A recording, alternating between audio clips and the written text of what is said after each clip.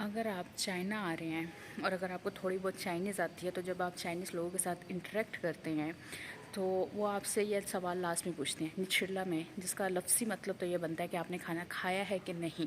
लेकिन वो ये आपसे पूछना चाहते हैं कि आपका क्या हाल है। जैसे हम पाकिस्तान में मिलते हैं, अस्सलाम वालेकुम, क्या हाल चाल है, हम ये पूछते हैं, तो यहाँ पे वो क्या पूछते हैं, निछिड़ला में, चाहे खाने का टाइम है या नहीं है। और मोस्टली जो फॉरनर्स होते हैं वो ये समझते हैं कि वो हमसे इस बारे में पूछ रहे हैं कि हमने खाना खाया है कि नहीं, जबकि वो आपसे इस बारे में पूछ रहे होते हैं कि आपका क्या हाल है।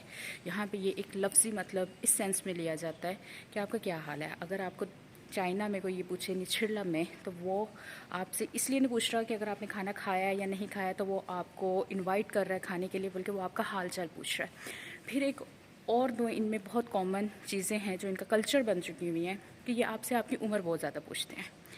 नितो ताला, चाहे आप यंग एज में हैं, चाहे आप एल्डर एज में, जो भी एज में है, इन्होंने ये एक दो सवाल लास्ट में आपसे पूछने होंगे।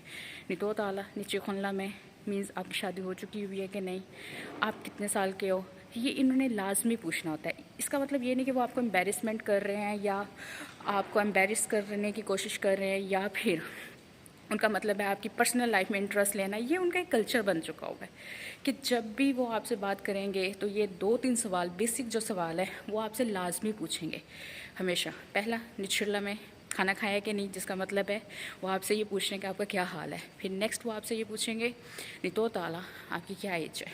चाहे आप उनके लिए एक यंग एज के बंदे हो या एक यंग एज का बंदा, अगर हमारे यहाँ पे 17-18 साल का कॉमन ये कॉन्सेप्ट है कि हम शादी नहीं करते हैं 16-17 साल में, अभी एजुकेशन हमारी कंप्लीट नहीं हुई होती है और ना ही हमारा अभी ट्रेंड है। लेकिन यहाँ पे फिर भी वो आपसे पूछेंगे नीचे खुनला में, तो वो आपकी पर्सनल लाइफ में इंटरफेयर नहीं करना चाह रहे होते, बल्कि उनका एक कल्चर बन चुका हुआ है कि वो ये लाजमी आपसे ये सवाल पूछेंगे। तो अगर किसी का चाइना में इस तरह का एक्सपीरियंस हुआ है या और भी कोई और इंटरेस्टिंग एक्सपीरियंस हुआ हो, तो लास्ट में शेयर कीजिएगा।